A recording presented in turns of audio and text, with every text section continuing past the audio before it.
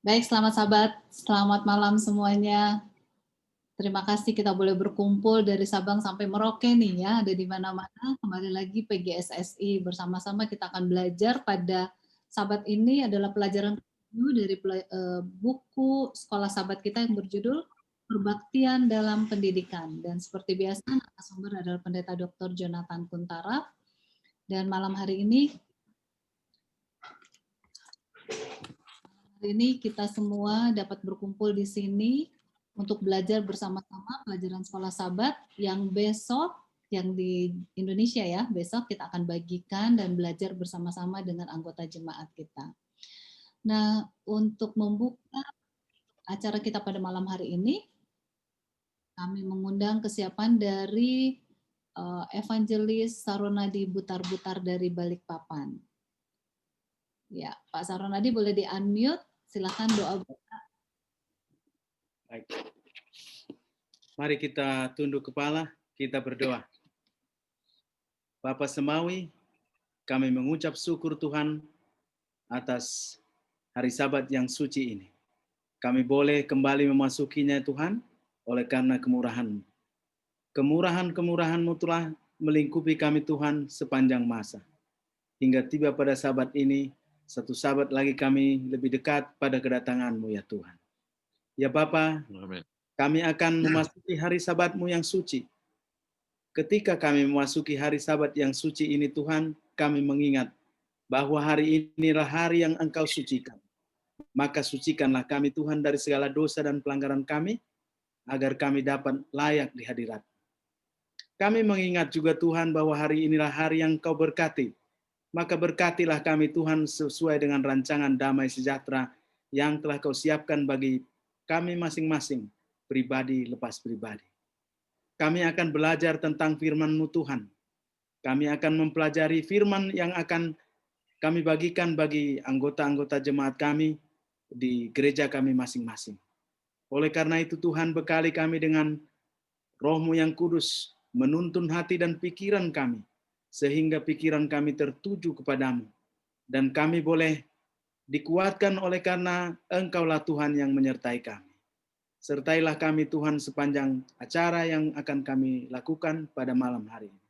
Terima kasih Tuhan, Engkau telah menjawab dan mendengar doa kami. Inilah doa kami Tuhan, dalam nama Yesus kami berseru, haleluya, amin. Amin. Amin. Terima kasih Pak Saronadi Butar-Butar. Dan ayat, iya saya mau bacakan dulu ayat hafalan kita terdapat dalam 1 Tawarik 16 ayat 29. Berilah kepada Tuhan kemuliaan namanya, bawalah persembahan dan masuklah menghadapnya. Sujudlah dan menyembah kepada Tuhan, berhiaskan kekudusan. Saudara, mari kita siapkan diri kita untuk mengikuti pelajaran sekolah sahabat yang ke-7 yang akan disampaikan oleh Dr. Jonathan Kuntara. Silakan Pendeta Kuntara. Shalom saudara di Indonesia, ya sampai di mana-mana. Ya saya lihat ada juga dari California. Sana pasti pagi sekali ya, baru jam 4 pagi di sana. Ya. Baik, saya lihat lebih yang ikut dan kita merasa senang bahwa kita boleh belajar bersama-sama. Ya. Dan saya akan mulai dengan share screen. Pendeta yang baca Alkitab, Sherwin Lumintaintang. Siapa yang baca? Ya, Sherwin Lumintaintang dan Ibu Yola Butar-Butar. Oke, alright, oke. Jadi kebaktian dalam pendidikan, ya saya sangat ini masukan ini gambar orang berbakti di Shenyang, Tiongkok. Oke. Satu tempat yang memuat lebih dari 5.000 orang, luar biasa sekali ya. Dengan ketuanya atau pendetanya adalah Aoya Chie ya. Saya sempat ke tempat ini beberapa tahun, semangat luar biasa sekali ya kepada Tuhan. Oke, nah sekarang share principle kembali interpretation question dan application question. Connect, ya, mengapa pelajaran ini penting, ya, mengapa pelajaran ini penting, oke? Anda tanyakan kepada anggota kelas, kemudian muncul berbagai macam pandangan, tetapi Anda bisa arahkan kepada beberapa poin yang seperti ini, ya. Kebaktian berhubungan langsung dengan tujuan pendidikan dan penebusan. Pendidikan dan penebusan tujuannya sama, yaitu mengembalikan peta Allah yang hilang, ya.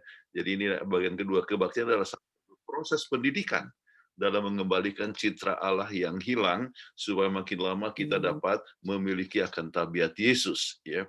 Kemudian kita perlu mengetahui penyembahan Allah yang benar, ya. Kemudian kita perlu untuk berbakti dengan roh dan kebenaran. Apa maksudnya itu? Itulah yang kita akan bahas bersama-sama. Kemudian pendidikan Kristen termasuk kegiatan berbakti. Apakah formalitas? Misalnya sambil contoh di lembaga-lembaga pendidikan kita, kan orang berbakti, ya, harus ikut worship. Apakah itu formalitas saja? Apakah itu merupakan satu ya proses pendidikan? Ya, sebab ada yang sering suka main-main juga di dalam masa ya, masa berbakti yang menyebabkan sebetulnya kerugian untuk dia sendiri, ya, kalau tidak merasakan akan berkat daripada kebaktian. Oke, kita ingin mengetahui menghidupkan kebaktian yang dikehendaki oleh Tuhan.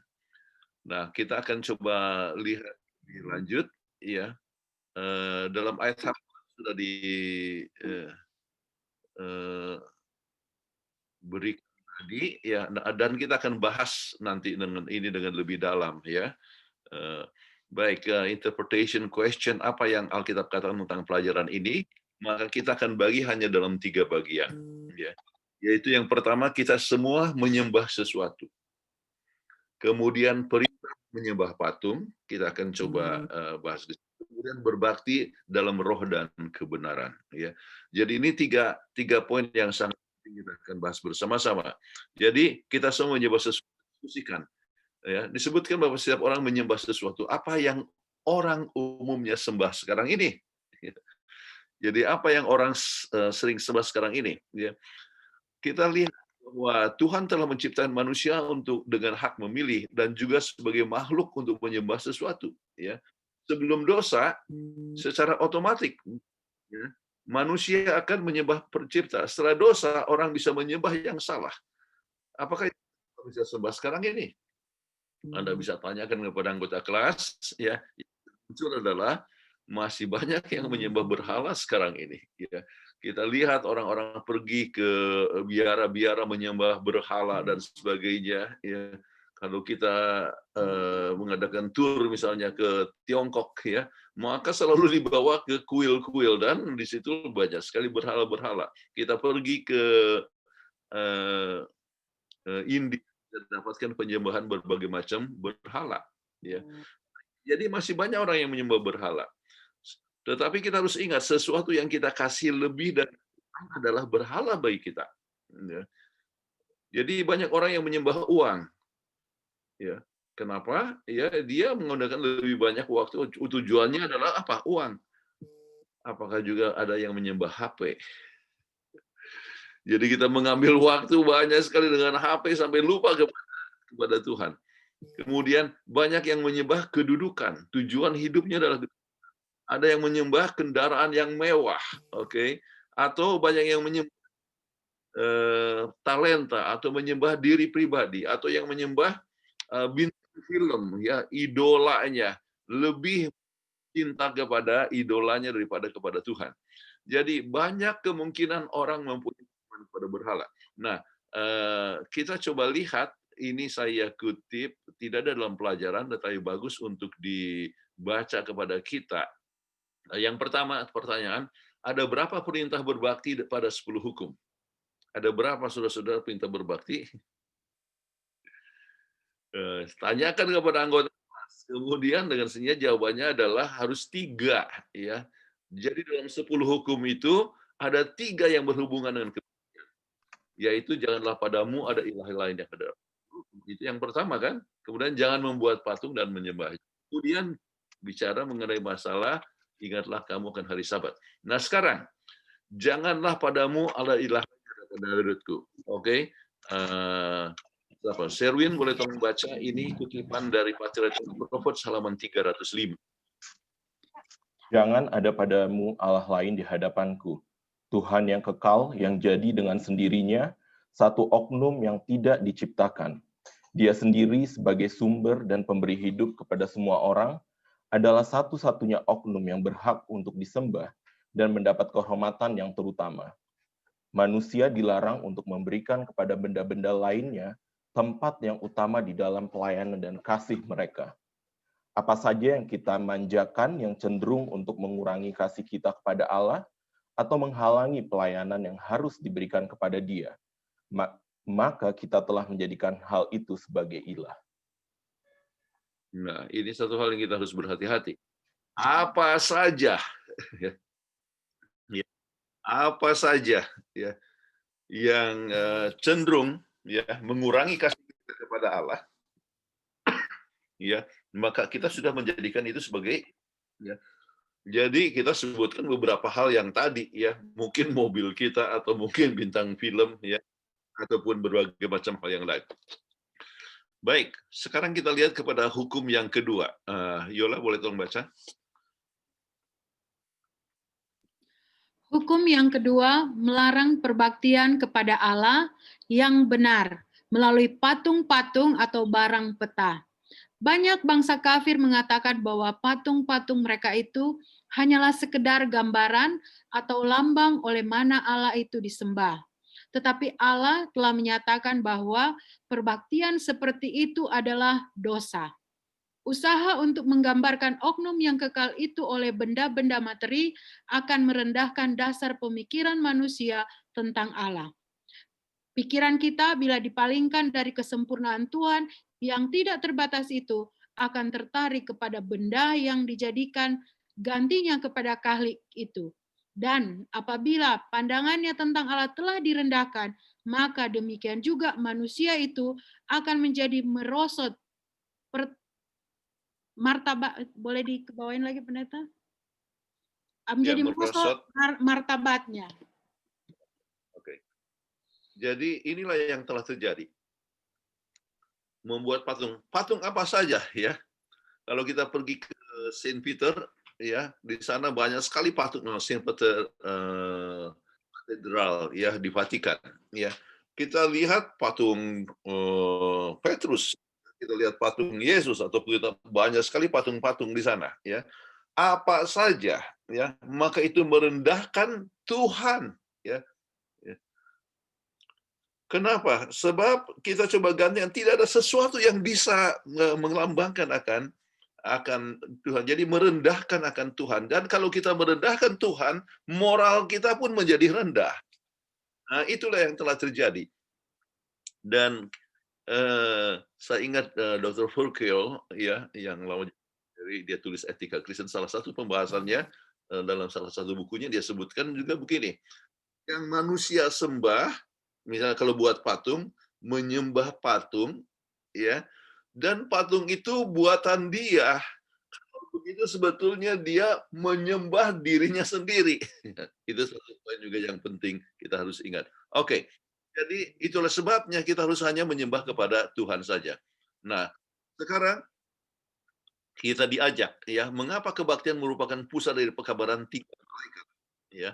Jadi ini adalah sesuatu perkara yang kita harus lihat. Kita akan coba lihat jawaban yang berikut ya, tetapi kita lihat ayatnya lebih dahulu. Oke. Boleh tolong baca Sherwin? Wahyu 14 ayat 6 dan 7. Dan aku melihat seorang malaikat lain terbang di tengah-tengah langit, dan padanya ada Injil yang kekal. Oke. Kemudian Untuk diberitakannya kepada mereka yang diam di atas bumi, dan kepada semua bangsa dan suku dan bahasa dan kaum. Dan ia berseru dengan suara nyaring, takutlah akan Allah dan muliakanlah Dia, karena telah tiba saat penghakimannya. Kemudian Dan sembahlah Dia yang telah menjadikan langit dan bumi dan laut dan semua mata air. terima kasih. Nah, sekarang kita lihat kan membawa Injil yang kekal tentang apa? tentang Yesus Kristus. Jadi masalah kebaktian tidak bisa terpisah daripada mengabarkan tentang Yesus Kristus dan kasih-Nya yang ajaib. Ya. Kemudian ya, beberapa poin yang sangat penting bagi dalam masa penciptaan di sini ialah bahwa kita harus memuliakan Dia, ya. Dan Sabat adalah sebagian daripada pesan Tuhan di akhir zaman. Dialah yang menjadi pencipta untuk langit dan bumi dan segala mata air, kan, Tuhan, ya. Jadi kita diingatkan untuk Tuhan sebagai pencipta, makanya Tuhan mau supaya kita ingat Dia setiap waktu, oke? Jangan kita hanya pikirkan pada diri sendiri. Nah, panggilan Allah di akhir zaman, ya, adalah panggilan untuk berbakti kepada Allah yang benar. Dan siapa itu Allah yang benar? Ya, panggilan pada Allah yang menjadi pencipta langit dan bumi. Ya, dan Sabat tidak dapat terpisahkan. Justru, ya, hanya dengan memelihara Sabat kita mengakui bahwa Tuhan itu adalah pencipta. Ya, saudara-saudara mengetahui bahwa semua perhitungan hari itu satu tahun adalah apa? Ya, satu tahun itu adalah oleh sebab bumi mengelilingi matahari. Satu bulan apa? Ya, jadi satu bulan itu adalah kita mengelilingi akan bulan atau bulan mengelilingi akan bumi. Ya, bulan mengelilingi bumi. Ya. Kemudian panggilan untuk berbakti dengan cara yang benar. Kemudian kita yang semuanya katakan. Sedangkan mingguan, ya, minggu itu kenapa tidak ada bukti astronominya, ya? Tidak ada bukti astronomi, tetapi buktinya adalah itu adalah penciptaan. Makanya Tuhan mau supaya kita ingat untuk Tuhan sebagai baik. Panggilan untuk berbakti dengan cara yang benar. Kemudian 3 arti penting dalam menyembah dan memuliakan nama Tuhan. Ya, ini sebagai suatu taman. Yang pertama kita ingat dan memberikan hari khusus untuk milik Tuhan. Itu berbakti, ya. Tetapi jangan pernah lupa berbicara tentang berbakti, memberikan korban kepada Tuhan, ya. Jangan lupa memberikan tubuh kita sebagai korban yang hidup. Ya, Roma 12 ayat 1-3 kan bicara, ya, berikanlah kepada Tuhan, ya, tubuhmu sebagai korban yang hidup. Jadi itu sebabnya faktor memelihara tubuh kita sesehat mungkin itu berhubungan dengan apa? Dengan penyembahan kepada Tuhan. Jangan pernah lupa. Dan jangan lupa, ya, juga Yakobus 1 ayat 27, ya, memberikan perhatian kepada janda dan yatim piatu atau mereka yang miskin. Jadi itu dikatakan adalah ibadah yang murni, ya. Saudara, makanya kita harus membantu, ya, panti asuhan kita. Ya, kebetulan kita ada artinya mempunyai panti asuhan Yayasan Advent Peduli Indonesia. Kita ada 8 panti asuhan dan kita sedang bangun yang ke-9 di Jakarta, panti kerjasama dengan Jemaat Tamrin, ya, akan menjadi panti asuhan di sana, ya. Kita sedang renovasi, ya, diharapkan Januari selesai. Nah, kembali kita harus membuat, ya, kegiatan, usahakan untuk menolong mereka yang berkekurangan. Itu adalah ibadah, ya, kita kepada Tuhan. Baik, sekarang perintah menyembah patung dalam Daniel 3 ayat 1-30, ya. Anda tanyakan kepada anggota kelas, ya. Berikan ringkasan perintah Nebukadnezar, ya, dalam Daniel 3, ya. Saya sengaja tidak taruh ayat-ayatnya sini oleh sebab panjang sekali, oke, panjang sekali. Tetapi kita ingat ceritanya, bukan? Apa yang terjadi? Ini ada hubungannya dengan Daniel 2. Jadi dalam Daniel 2 oleh sebab dikatakan kepala itu adalah Babylon, yaitu Nebukadnezar, ya, maka Nebukadnezar punya inspirasi mau supaya jangan hanya kepalanya saja jadi emas, tetapi semuanya jadi emas. Maka orang mendirikan atau yang meminta orang mendirikan akan patung, ya, yang semuanya dari emas. Luar biasa. Jadi suruh orang-orang untuk menyembah. Ada 3 orang, Sadrak, Mesyak, Abednego, yang tidak mau untuk menyembah. Kemudian apa yang terjadi? Disuruh lagi, tetap tidak mau, dan mereka katakan, ya, Tuhan akan bisa membebaskan kami daripada dapur api ini, ya. Tetapi kalau tidak sekalipun kami tidak akan mau menyembah. Ya. Jadi pertanyaan, apa yang menyebabkan Sadrak, Mesak, dan Abednego tetap tidak menyembah patung tersebut? Ya, jadi itu diskusi yang nanti kita coba lihat bersama-sama. 7 perbuatan yang disebutkan oleh Yohanes itu dalam Wahyu 13 ayat 11 sampai 15 akan berbicara untuk masa depan juga, untuk penyembahan kepada patung. Kalau seandainya kita tidak menyembah akan mendapatkan suatu ancaman, ya. Nah, kenapa sesembahan menjadi soal penting dalam Daniel yang ketiga? Bagaimana kita menang dalam menghadapi tantangan ini? Baik, jadi kita coba lihat beberapa hal yang sangat penting di sini dari Daniel 3 ya. Kenapa mereka bisa berhasil untuk tidak mau menyembah walaupun ancaman mati sekalipun? Mereka sudah biasa setia dalam perkara kecil. Oke. Kemudian mereka mengenal siapa yang harus mereka sembah, ya. Jadi mereka dari kecil, artinya dari rumah mereka sudah menurut, sehingga dalam waktu Daniel 1 disuruh untuk memilih makanan saja, mereka menang, ya. Padahal makanan kan itu merupakan suatu ujian yang banyak orang kalah, ya. Mereka menang. Kenapa? Didikan dari rumah, ya. Dari kecil mereka sudah dengar perumahan kepada Tuhan, maka mereka bisa mengalahkan, ya, waktu ada ancaman maut sekalipun, ya. Dan mereka kenal siapa yang mereka harus sembah, bukan patung, ya. Mereka yakin Tuhan akan menjawab doa mereka, walaupun tidak akan sekalipun dikatakan kami tidak akan menyembah. Kenapa? Sebab mereka sudah kenal Tuhan itu. Mereka menyadari kesetiaan mereka sedang diuji, ya. Jadi ujian kesetiaan. Apa yang kita alami di rumah masing-masing atau di kantor dan sebagainya itu merupakan sesuatu suatu ujian, apakah kita bisa menang atau tidak. Pendidikan dari rumah menekankan siapa yang harus disembah, ya. Jadi ini satu yang sangat penting untuk kita bisa lihat, ya, kenapa mereka itu bisa menang, ya. Tentunya oleh sebab bersekutu dengan Tuhan, ya, maka tinggallah dalam aku. Kita lihat di situ tadi, berikan Yohanes 15 ayat 5, ya, Tuhan adalah pokok anggur yang benar dan kita adalah ranting-rantingnya, carang-carangnya. Bertinggallah di dalam aku maka engkau akan berbuah banyak. Jadi penurutan, kesetiaan, ya, adalah hasil daripada hubungan dengan Tuhan. Oke. Kemudian, mengapa perlu sesembahan yang benar? Ya. Kenapa ini penting? Ya. Kita mau seperti sesembahan kita. Ini satu hal yang sangat penting. Contoh, orang Kanani menyembah Baal dan Astoret. Ya. Ini bagi mereka yang mengambil arkeologi, saya pernah mengajar arkeologi, ingat biasa mengajarkan bagaimana orang kadang-kadang kita tanya, ya, kenapa Tuhan itu begitu kejam, ya?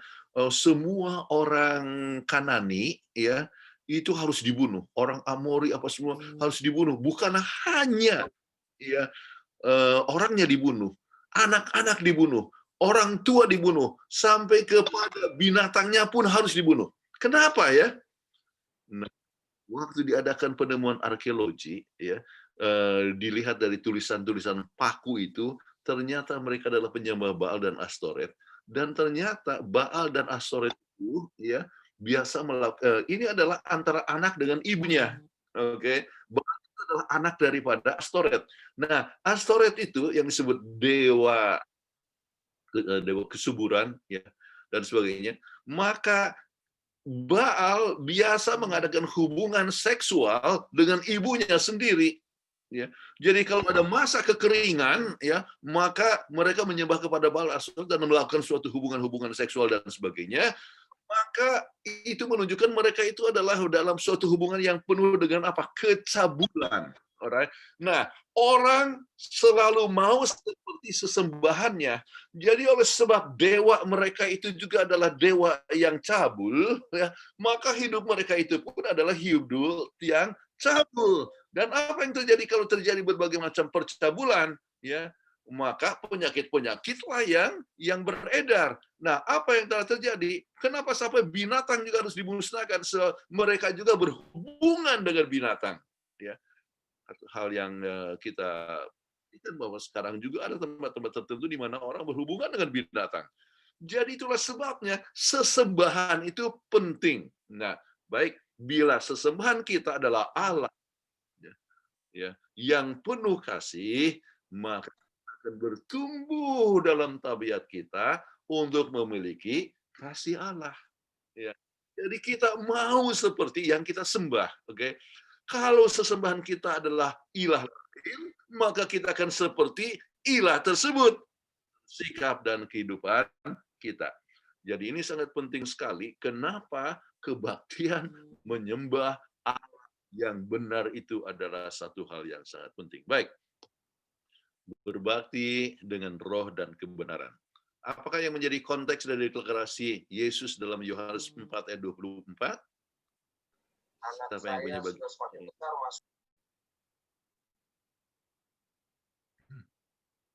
Halo, sudah dibaca? Yola?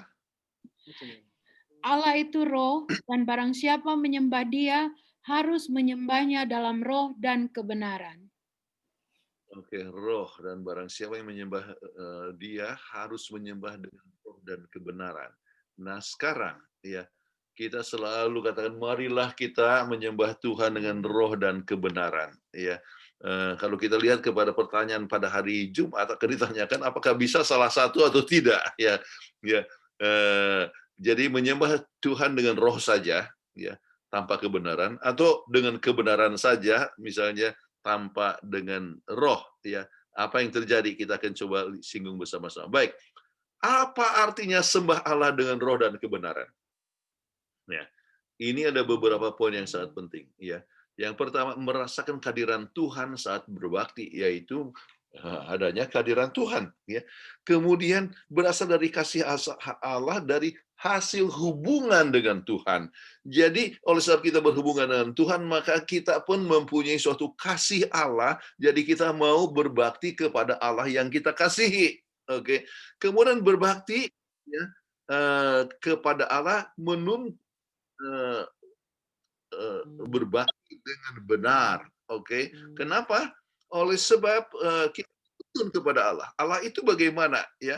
Jadi misalnya perbaktian itu sesuatu perkara yang teratur, termasuk misalnya dalam hari perbaktian yang ditentukan. Kemudian Alkitab bicara bagaimana Yesus membacakan, artinya dia berkumpul. Kemudian kita lihat orang-orang Israel itu berkumpul ya dalam berbakti kepada Tuhan. Jadi kita gunakan Alkitab sebagai penuntun kepada kita masing-masing di dalam apa? Berbakti. Jadi datang ke gereja adalah sebagian daripada perbaktian. Mendengar firman Tuhan adalah kebaktian, ya kan? Sebagian daripada kebaktian. Berdoa adalah sebagai kebaktian, ya. Kemudian melakukan memberikan persembahan adalah sebagian daripada perbaktian. Jadi itu merupakan segala komposisi atau cara dalam berbakti sesuai dengan tuntunan daripada Alkitab, sebab kita dituntun kepada Allah. Kemudian berbakti sesuai dengan tuntunan Allah, artinya berjuga tuntunan roh, yaitu sepenuh hati. Ya. Sesuai dengan bagaimana dengan sesuai dengan kehendak Tuhan. Ya, tentang berbakti dalam kebenaran. Sesuai dengan kehendak Yesus, sebab Yesus adalah kebenaran. Ya, Yohanes 4. Sesuai dengan firman Allah, sebab firman Allah adalah kebenaran. 17. Sesuai dengan hukum Allah, sebab hukum Allah adalah kebenaran. Ya. Mazmur 119 ayat. Jadi ini adalah beberapa poin yang sangat penting ya untuk kita masing-masing ingat. Mengapa Bapa di surga mencari mereka yang berbakti kepadanya dengan roh dan kebenaran? Boleh baca Yohanes 4 ayat 23. Serwin? Yohanes 4 ayat 23. Tetapi saatnya akan datang dan sudah tiba sekarang bahwa penyembah-penyembah benar akan menyembah Bapa dalam roh dan kebenaran. Sebab Bapa menghendaki penyembah-penyembah demikian. Oke, Anda bisa garis bawahi di situ. Bapa menghendaki penyembah-penyembah demikian. Jadi kalau begitu Tuhan orang yang menyembah ya dengan roh dan kebenaran. Kenapa begitu? Sebanyak yang menyembah dengan motif yang salah. Misalnya apa? Takut. Ya, takut. Aduh, takut apa? Takut masuk neraka. Oke. Jadi jangan orang berbakti oleh sebab takut masuk neraka, ya. Tetapi harus dituntun di dalam roh dan kebenaran, yaitu roh yang mengasihi akan Tuhan, ya. Jadi bukan juga oleh sebab inilah cara-caranya supaya dapat selamat. Saudara-saudara sekalian, keselamatan adalah anugerah Allah, tetapi kita memberikan kita punya bakti kepada Tuhan supaya Tuhanlah yang bisa mengubah kita dan kita akan menuju Tuhan. Baik. Banyak melibatkan usaha diri dalam penyembahan Allah. Banyak orang yang artinya usaha, ya. Jadi usaha begini harus begini dan membuat hukum itu, artinya perbaktian itu menjadi satu perkara yang menjadi beban. Dengan segala peraturan-peraturan yang terperinci harus begini dan sebagainya. Kalau tidak Tuhan tidak akan terima dan sebagainya. Itu sudah melibatkan unsur pribadi. Kita biarlah gunakan pimpinan Tuhan dan jangan seperti orang orang Yahudi yang begitu legalis sehingga dalam pemulihan hari Sabat itu maka mereka menggunakan di Talmud dikatakan begitu banyak, lebih daripada 167 peraturan-peraturan. Tidak boleh ini, tidak boleh itu, dan sebagainya. Jadi tidak lagi merasakan cita dalam kebaktian.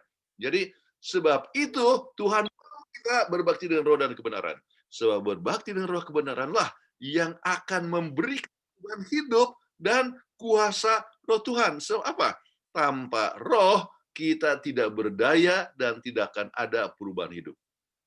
Saudara-saudara sekalian, tanpa roh Tuhan kita tidak akan berdaya. Jadi kita memerlukan akan roh Tuhan dalam kehidupan kita masing-masing. Nah, sekarang diskusikan.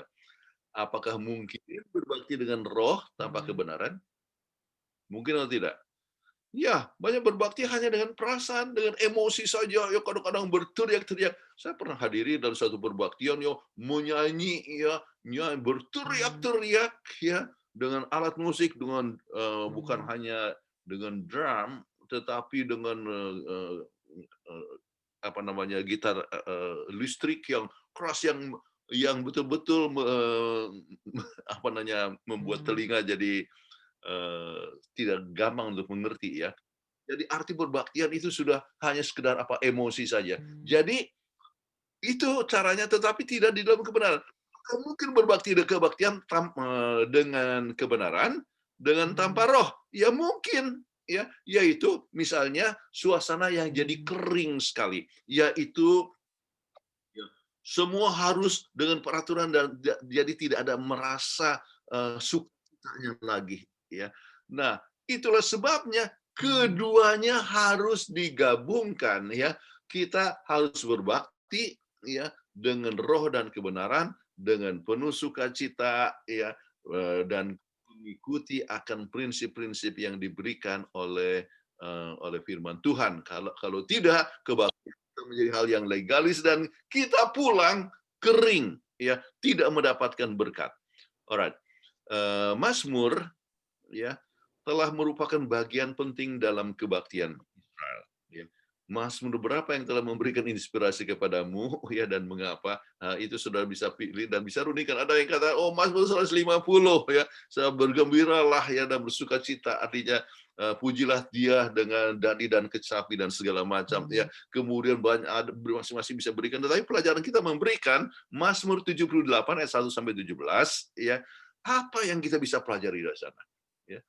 Mengajarkan orang Israel turun-temurun, sebab ini turun-temurun untuk datang kepada Tuhan, ya. Puji-pujian kepada Allah, ya, pujian kepada perbuatan tangannya. Ingat, pujian adalah sebagian daripada kebaktian. Oke, puji-pujian, ya. Pimpinan Tuhan kepada orang Israel. Jadi memberikan, menceritakan kembali pimpinan Tuhan kepada orang Israel. Dan disebutkan di sana bagaimana orang-orang Efraim, ya, yang telah melanggar akan Tuhan. Kita harus ingat bahwa Efraim itulah yang bagian negara utara, banyak raja-raja itu daripada Efraim. Itulah sampai kalau kita zaman Yesus itu justru orang-orang Samaria, ya, banyak itu adalah keturunan daripada Efraim dan sebagainya. Jadi dia tekankan tentang hukuman Tuhan bagi pelanggar hukum. Ya. Kemudian mengingatkan mereka untuk belajar dari kegagalan dari nenek moyang mereka. Ya, nenek moyang mereka itu mengalami berbagai macam kegagalan, itu diulangi kepada mereka supaya mereka jangan melakukan hal yang sama. Ya, mengingatkan bahwa iman jadi landasan iman mereka. Ini satu hal yang sangat penting, iman. Kemudian mengajarkan prinsip ajaran firman Tuhan. Kemudian yang lebih penting diajarkan kepada anak-anak adalah orang Israel berharap hanya kepada Tuhan. Oh, ini satu faktor yang sangat penting. Berharap kepada Tuhan. Jadi itu boleh kita ambil pelajaran kepada kita masing-masing, mengulangi firman Tuhan, kita belajar dari pengalaman orang yang lain. Kita ingat apa yang dikatakan oleh Rasul Paulus misalnya di dalam Roma pasal 15 ayat yang keempat, ya, bahwa segala sesuatu yang ditulis terdahulu itu adalah berguna untuk kita sekarang. Kenapa? Untuk memberikan pengharapan, ya. Jadi pengharapan. Kita dengar firman Tuhan untuk dapatkan pengharapan supaya kita lihat Tuhanlah satu-satunya sembah yang bisa memberikan kepada kita pengharapan sehingga kita tidak perlu takut untuk kematian dan sebagainya. Ya.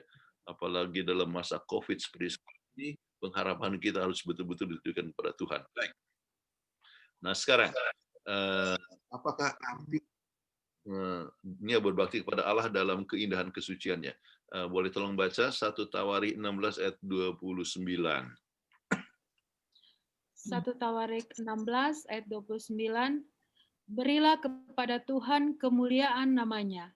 Bawalah persembahan dan masuklah menghadap Dia. Sujudlah menyembah kepada Tuhan dan berhiaskan kekudusan. Ya, berhiaskan kekudusan. Ya. Berhiaskan kekudusan. Ini dalam bahasa Inggris itu menggunakan kata the beauty of His holiness, ya. In the beauty, ya. Beauty, keindahan, ya, dan holiness, kesucian, ya. Kemudian pelajaran kita menyebutkan membuat kontras dengan penyembahan Baal, ya. Apa itu jadi waktu penyembahan Baal? Ya, kita ingat bagaimana ini Elia bersama dengan nabi-nabi Baal di Gunung Moria, ya, Gunung Karmel, ya. Mereka berteriak-teriak, ya, mulai menoreh mereka punya badan, ya. Itu bukanlah in the beauty of holiness. Ya. Kemudian penyembahan mereka umum adalah termasuk penyembahan dengan melakukan prostitusi. Prostitusi itu adalah bagi mereka adalah satu penyembahan, ya. Kemudian penyembahan sapi emas, ya, waktu orang-orang Israel itu jatuh, ya. Kemudian mereka berkeliling dan telanjang, bukanlah the beauty of holiness. Jadi Tuhan bukanlah Tuhan kebingungan, ya. Sebab itu, dan sering dalam berbakti sekarang kita tergantung kepada budaya, ada yang berdiri atau berlutut berbakti dengan penuh kesucian. Itu yang diharapkan dengan the beauty of holiness. In the beauty of holiness, yaitu berhiaskan kesucian. Artinya apa? Adanya tempat khusus untuk berbakti. Ya, orang Israel mereka berbakti di Ka'bah, dan kita berbakti di mana? Kita mempunyai tempat berbakti misalnya di gereja. Ya. Dan kita ingat, ya, bahwa kita bisa berbakti di rumah, ya, untuk kebaktian keluarga dan sebagainya, tetapi mengambil waktu khusus untuk berbakti. Kemudian penyembahan diberikan dengan hikmat sebab merasakan kehadiran Tuhan, dilakukan dengan sukacita, bukan dengan ketakutan. Jadi berbakti kita hadapkan apa? Bukan takut, tapi dengan penuh sukacita, penuh damai, oleh sebab menyadari bahwa kita berbakti kepada Tuhan yang mengasihi kepada kita masing-masing, ya.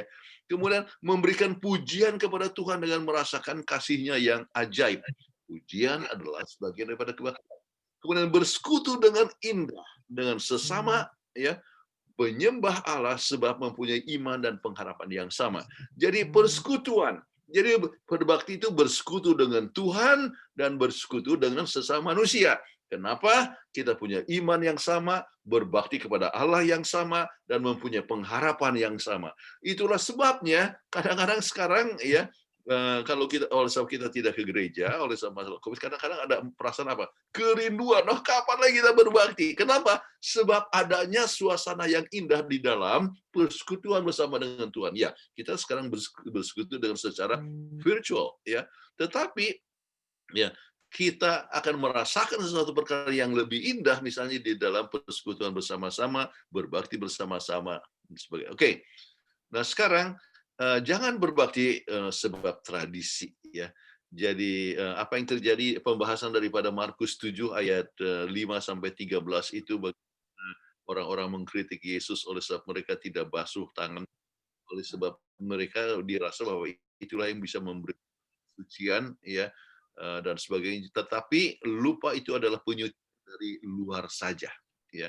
Kemudian itu sesuatu tradisi, membuat tradisi di atas daripada hukum Tuhan, ya. Dan itulah kelemahan yang telah terjadi kepada orang-orang Yahudi. Kemudian apakah mungkin kita berbakti di luar saja sekarang? Ini satu pertanyaan. Hanya orang datang ke gereja, kenapa? Sebab tradisi, ya. Saya punya bapak Advent, kemudian saya punya opa Advent, ya. Jadi oleh sebab itu kita datang ke gereja hari Sabat, tetapi tidak merasakan tidak ada perasaan dalam, ya. Tidak merasakan roh dalam kebaktian, ya. Banyak tradisi yang salah, ya. Banyak sekali patung-patung, kadang-kadang orang berbakti dengan bahasa roh, ya, baca gereja, atau mungkin oleh filsafat yang salah di dalam pandangan kehidupan, ya. Filsafat misalnya metode kebenaran itu bagaimana, ya, keselamatan itu, banyak yang merasa oleh sebab perbuatanlah yang atau usaha manusia kita itu selamat. Jadi itulah filsafat hidupnya. Jadi berbakti untuk apa? Untuk selamat. Padahal harus lebih daripada itu. Berbakti adalah sambutan atas keselamatan yang Tuhan berikan. Oleh sebab keselamatan itu adalah satu anugerah Tuhan. Baik. Nah, sekarang Anda diskusikan, ya, bagikan pengalaman di mana Anda merasakan kehadiran Tuhan dalam kebaktian secara khusus.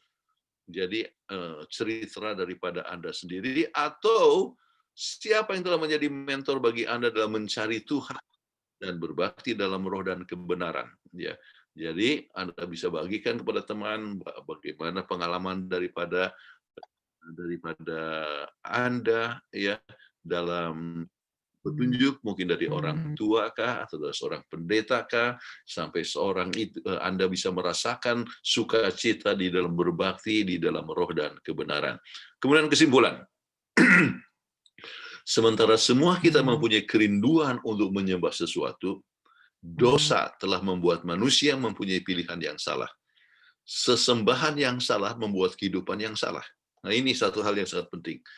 Kita mencintai Allah yang penuh dan kasih, itulah sebabnya kita dibimbing untuk kasih Tuhan. Ya, sangat penting sekali sebab kita mau sesuai dengan sesembahan kita. Kita mempunyai hubungan kasih sayang dengan Yesus hingga berbakti merupakan pengalaman yang membahagiakan. Ya, jadi orang tidak perlu harus dilawat-lawat untuk ke gereja. Kenapa? Senang untuk berbakti. Oke. Kemudian selalu merindukan, ya. Kapan kita berbakti? Kapan, ya? Jadi sukacita yang luar biasa sekali, dan itulah yang harus menjadi pengalaman kita masing-masing. Kemudian pendidikan mempunyai peranan penting dalam mengajarkan kebaktian kepada Allah yang benar, dan berbakti adalah proses pendidikan dalam menuju tujuan pendidikan. Apa tujuan pendidikan? Kembali mengembalikan peta Allah yang sudah hilang. Ya, kita perlu dikembangkan kembali. Peta Allah termasuk apa?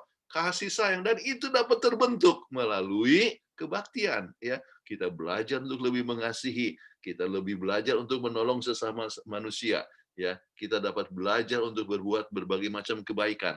Jadi makin memiliki akan citra Allah yang sudah hilang. Ya, itu penting. Kemudian aplikasi, apa yang kita dapat buat secara pribadi untuk membuat kebaktian itu menjadi berarti. Ya, misalnya berdoa dengan sepenuh hati, ya, fokus kepada firman Tuhan, pengalaman setiap hari dengan Tuhan. Dengan demikian, Sabat adalah hari untuk apa? Celebrate, ya. Setiap hari kita berhubungan dengan Tuhan, setiap hari kita berdoa, setiap hari kita membaca firman Tuhan. Tetapi hari Sabat adalah untuk satu celebration, oke, berbakti bersama-sama dengan teman, dengan sahabat atau saudara seiman dan sebagainya. Sukacita yang luar biasa ya. Tapi kalau orang hanya untuk memuaskan diri dan sebagainya, dia kehilangan berkat ini ya. Ya, kehilangan kalau diri menjadi pusat dalam kehidupan, dia kehilangan berkat itu. Tapi kalau Tuhan yang menjadi pusat, itulah yang menyebabkan ia merasakan berkat Tuhan. Baik, apa kita selalu merasakan kehadiran Tuhan saat berbakti? Ini harus direnungkan. Bagaimana caranya agar kita merasakan kehadiran Tuhan dan tamu-tamu datang akan selalu rindu untuk datang ke gereja kita. Kadang-kadang ada teman, saya tidak tahu kalau mungkin ada sekarang ya yang katakan Bapak datang, dia justru sedang bertengkar di situ. Akhirnya tidak mau lagi, padahal dia sedang bawa tamu ke situ. Ya. Jadi itu adalah satu hal yang kita harus pikirkan, renungkan, evaluasi supaya suasana kebaktian menyebabkan kita yang datang mendapatkan berkat. Ya. Berkat daripadanya. Itulah hal yang sangat penting di dalam hidup kita. Oke, question and answer. Ada pertanyaan dari Edi Lukas. Selama 50 tahun saya ikut kebaktian, ya selalu saat berdua syahwat bertelut dan nyanyian diminta berdiri, tapi ada yang tidak lakukan itu. Pertanyaan, apakah di buku peraturan jemaat atau di kebiasaan turun-temurun? Sebab saya tersentuh untuk bertanya saat saya baca sekolah sahabat minggu ini tentang worshiping, khususnya wanita Samaria yang bertemu dengan Yesus di sumur, yaitu kita harus berbakti dengan roh dan kebenaran. Baik, berbahaya kalau misalnya hanya sekedar formalitas saja sampai itu tidak berarti. Tetapi saya rasa tidak ditulis di dalam peraturan jemaat, tetapi itu bisa ditulis dalam buku pedoman kependetaan di dalam soal kebaktian. Prinsipnya adalah bahwa kalau Anda baca di dalam buku Selected Messages, ya, volume yang ini kamu mau coba bicara? Kenapa? Jadi di situ ada pembahasan khusus, ini bukuan ya. Buku yang ini ada khusus tentang proper attitude in prayer ya. Kalau Anda lihat ini adalah Selected Messages buku yang kedua ya. Maka dituliskan halaman 311 sampai beberapa. Di situ berbicara mengenai cara postur, artinya sikap yang terbaik dalam berdoa adalah apa? Dengan berlutut. Ya, maka berlutut adalah sesuatu yang terbaik. Dan saya mengajak saudara-saudara juga boleh mengambil waktu untuk berlutut. Tetapi Alkitab juga berbicara bagaimana orang kemudian berdoa dan berdiri. Ya, ya. Kita dapat, jadi Yesus juga berlutut tersungkur. Kita banyak sekali, bahkan Mrs. White berikan beberapa contoh. Ya, misalnya Lukas 22 ayat 41, ya. Di saat Yesus tersungkur dan berdoa. Kisah 9 ayat 40 ya, bagaimana Rasul pun berlutut ya. Kemudian kisah 20 ayat 36 dan sebagainya. Jadi kita dapatkan ya bagaimana mereka berlutut. Yang lama juga Mazmur 95 ayat 6. Jadi berlutut. Ya, itu adalah yang terbaik menunjukkan kerendahan hati dan sebagainya. Tetapi Alkitab juga berbicara mengenai masalah berdoa dengan ya, bahkan di dalam di pasal tersebut ya, Mrs. White berbicara atau menggambarkan ya tentang masalah jangan menyalahkan orang lain di dalam soal yang seperti ini. Kemudian dikatakan kita boleh selalu berdoa di dalam keadaan apapun ya. Tetapi harus menunjukkan hormat ya, bahkan waktu kita berjalan berdoa bisa juga kita tidak tutup mata, kita pun berdoa ya. Tetapi dalam suasana kebaktian maka Mrs. White juga memberikan contoh pada saat dia bersama-sama dengan rombongan dan dia berdiri dan berdoa kepada banyak orang. Itulah sebabnya dengan dasar itu maka kita ada waktu untuk berdiri dan juga waktu berlutut ya. Doa syafaat adalah dengan berlutut. Kemudian kita juga berdiri di dalam doa-doa yang lain. Oke? Kemudian bagaimana dengan kemajuan dan kemampuan teknologi saat ini? Kalau tidak salah, dari Gofford waramuri, ya, seperti gadget yang saat ini dominan mengalihkan ibadah dan mengurangi khusus dengan Tuhan. Baik, itu saya lihat Pendeta Muda Bambang ada jawab. Kemudian yang saya ingin coba sebutkan adalah kalau Anda terlalu terpengaruh dengan gadget, ya, ataupun dengan misalnya hitunglah HP, ya, gadget Anda, ya. Jadi kalau Anda terlalu terpengaruh dan hidup jadi tergantung kepada HP, ya, maka padahal gadget itu adalah bisa jadi sumber juga di dalam memberikan informasi yang positif, ya, firman renungan, kami kirim renungan setiap hari, ya, untuk supaya orang bisa membaca renungan. Jadi itu adalah sarana untuk mendekatkan kepada Tuhan. Tetapi kalau oleh sebab tidak putus-putus misalnya selamatkan telepon, ya, dan kadang-kadang itu adalah dalam bentuk bisnis dan sebagainya, maka ada dua kemungkinan. Ya. Jadi Anda tidak menerima telepon, ya.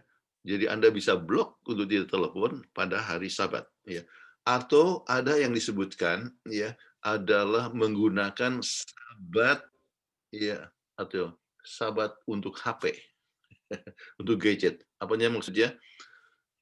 Tinggalkan, ya, Anda HP, ya, di satu tempat 24 jam Anda tidak buka, ya.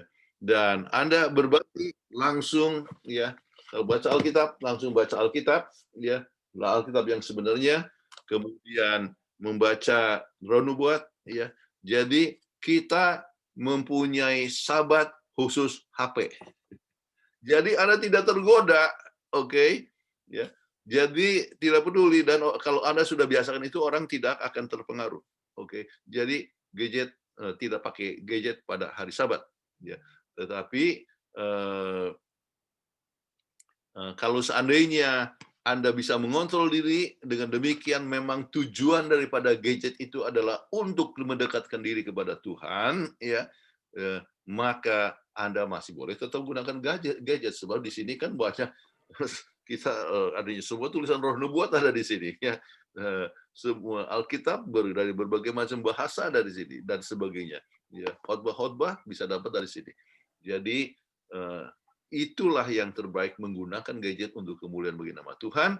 Tetapi kalau terlalu dependence dan sampai melibatkan kepada bisnis dan sebagainya, free from gadget hari Sabat, dan biarlah sumber-sumber yang lain adalah pakai hari Sabat. Baik, itu saya lihat pertanyaan yang masuk melalui PGSSI. Sekarang kami silakan pertanyaan yang lain kepada saudara-saudara yang ingin bertanya. Masih Terima kasih Pendeta Antara atas pembahasan pelajaran yang ke-7, pelajaran sekolah Sabat. Ada beberapa yang bertanya, ada yang raise hand satu, dan yang lain ada di chat. Di chat ada 5 orang, ya, yang bertanya. Saya mau persilahkan dulu di sini dengan Saudara Foxy Gerungan. Apakah masih ada di sini, Saudara Foxy Gerungan? Boleh di-unmute kalau ada. Ya, pertanyaannya adalah, saya ingin bertanya berhubungan dengan pelajaran hari Kamis, penyembahan berhala dalam pendidikan. Di zaman modern saat ini, bagaimana model penyembahan berhala dalam pendidikan? Saudara Foxy, dalam zaman modern ini, ya, saya rasa kita sudah bahas dalam zaman modern ini. Seperti saya berikan beberapa contoh. Kita bisa menyembah kepada kedudukan, kita bisa menyembah kepada materi, bahkan kita menyembah mobil kita sendiri. Ada orang yang mendewakan dia punya mobilnya yang mewah, ya, dan dia taruh di depan gereja, ya. Orang lihat, oh inilah gereja dia, ini adalah apa, ya, inilah dia punya miliknya, ya. Jadi mendewakan akan sesuatu itu adalah satu hal yang sangat berbahaya, yang pokoknya sesuatu hal yang mengurangi kasih kita kepada Tuhan itu bisa menjadi kita punya berhala, ya. Dan saya sengaja berikan kutipan dari Patriarchs and Prophets halaman 305, ya. Ya, Patriarchs and Prophets halaman 305, gambaran hal yang bisa terjadi sekarang di zaman modern kita menyembah kepada berhala, yaitu jikalau mengasihi sesuatu yang lebih daripada Tuhan. Oke? Iya. Ada lagi pertanyaan? Ada lagi Edwin Thomas. Nah, Edwin Thomas ini ya, pertanyaannya, di Singkawang banyak gereja mengadakan acara ibadah di hari raya tahun baru Imlek. Mohon bimbingannya. Baik, tidak menjadi suatu masalah ya pada hari Imlek, ya. Imlek itu sebetulnya apa? Itu adalah Spring Festival, ya. Spring Festival itu datangnya musim semi, ya. Makanya dulu, ya, kalau orang Tionghoa, artinya misalnya dalam bahasa Hokkien, kalau misalnya bilang selamat tahun baru itu Sin Kyong-hee, ya. Sin Chun Kyong-hee. Kenapa artinya Sin Chun Kyong-hee, ya? Selamat memasuki musim Sin Chun Kyong-hee, ya. Sin itu adalah baru, Chun itu adalah musim semi. Atau ya Sin Yen Kuaile itu dalam bahasa Mandarin. Tetapi sekarang oleh pengaruh daripada Hong Kong, ya, maka mereka gunakan Kongsi Huacai, ya, Kongsi Huacoi, ya, bahasa. Kenapa? Artinya selamat, ya, artinya memasuki, artinya semoga lebih banyak rezeki yang dapat. Jadi orang bersifat apa? Materi, oke, supaya lebih banyak rezeki. Oke, Facau. Oke. Nah, kalau sesuai dengan bahasa yang semula, yaitu memasuki musim semi, dan memang artinya mulainya memasuki musim semi, itu artinya merupakan sesuatu ucapan syukur. Oke. Ucapan syukur sebab musim ini dingin sudah berlalu, ya, maka masuk musim semi, ya, kita bersyukur kepada Tuhan. Makanya ada Spring Festival, ya. Nah, Spring Festival.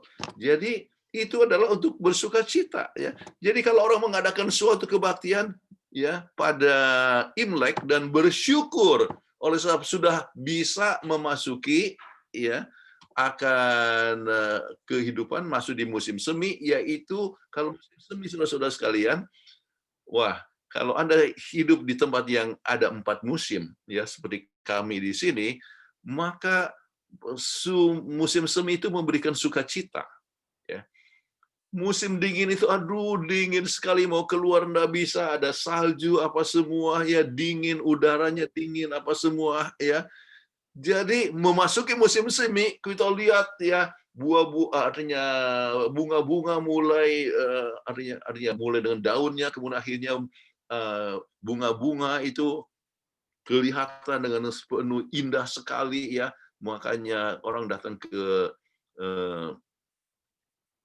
Washington DC untuk lihat sakura, ya, itu cherry blossom, atau pergi ke Jepang, ya, lihat semua pohon itu daunnya tidak ada, tapi hanya bunga saja.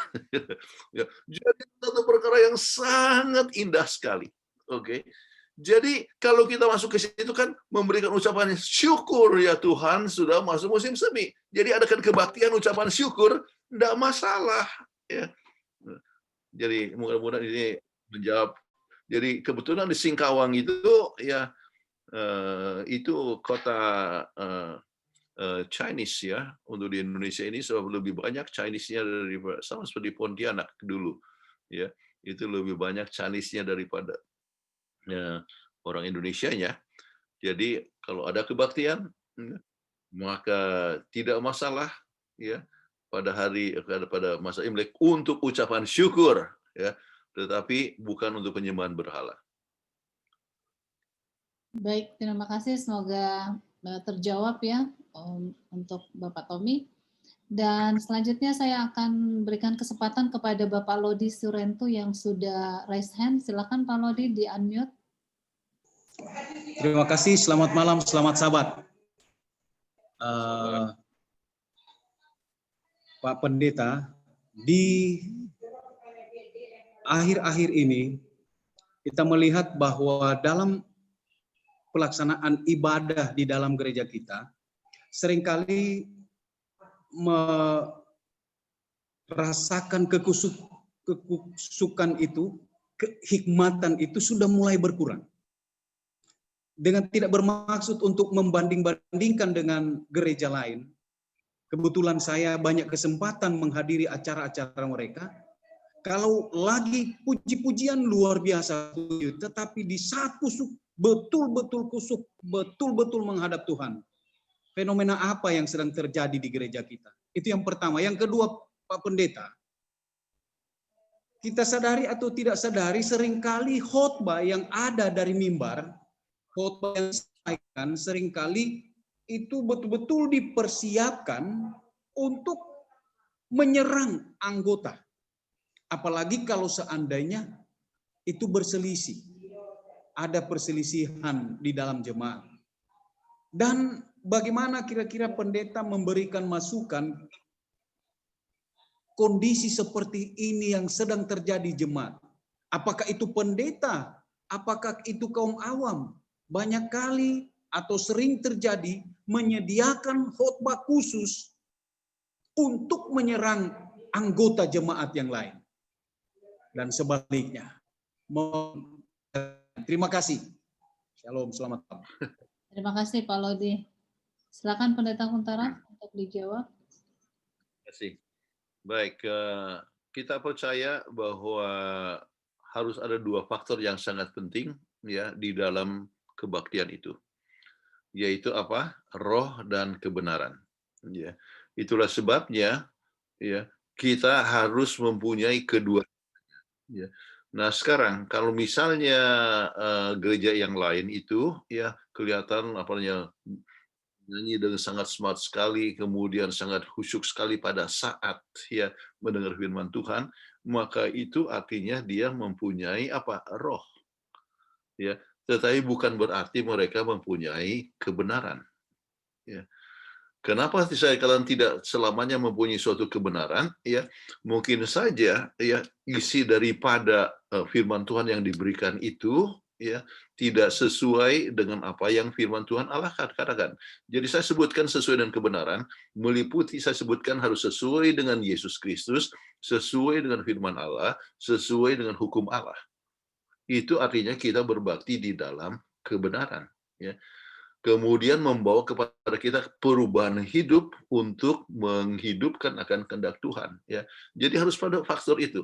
Jadi kalau kita kekurangan daripada semangat, ya, maka itulah yang harus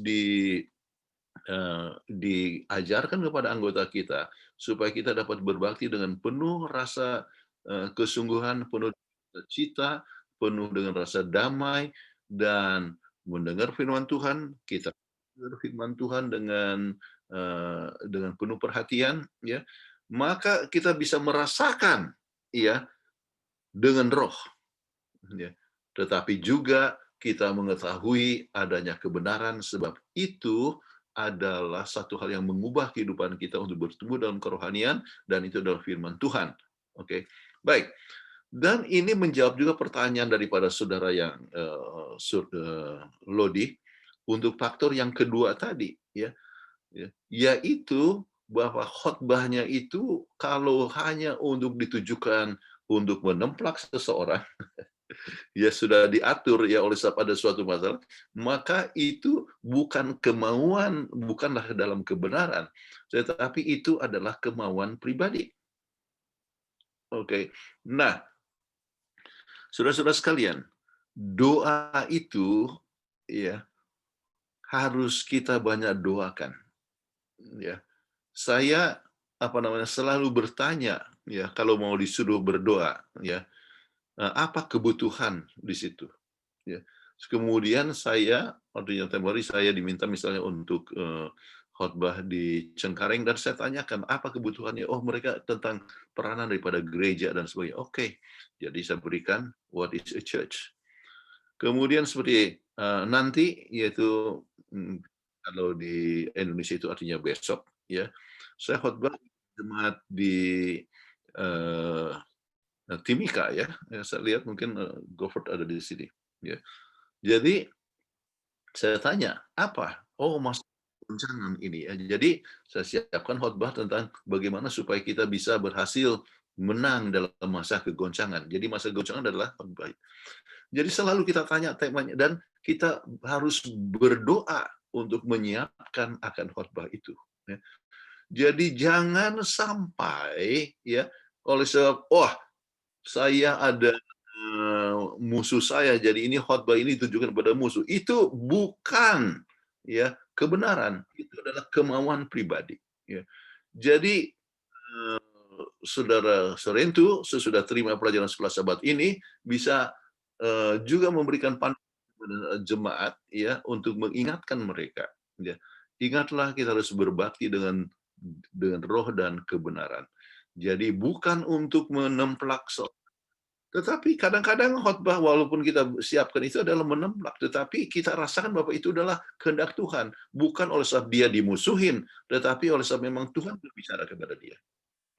Jadi memang hal kita katakan, siapa yang kukasihi ikut templak, ya, ya. Itu Alkitab katakan, ya, di dalam buku Wahyu pasal yang ketiga, ya. Jadi yang kukasihi ikut templak, artinya menemplak dengan kasih, ya. Sebab begini, ada ahli, kebetulan saya dulu mengajar cara ilmu berkhotbah, ya. Ada seorang yang namanya Blackwood, ya. Dan Blackwood itu penulis buku tentang worship, ya, tentang khotbah, sorry. Kemudian kapankah khotbah itu lahir?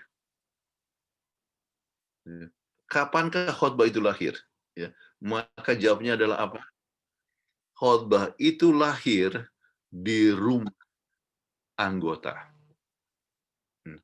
Jadi kalau Anda pergi melawat, ya, berbicara dan mendengar tentang, waduh, saya punya anak ada perlu pertolongan ini, ya, harus didoakan sebab dia mengalami tantangan.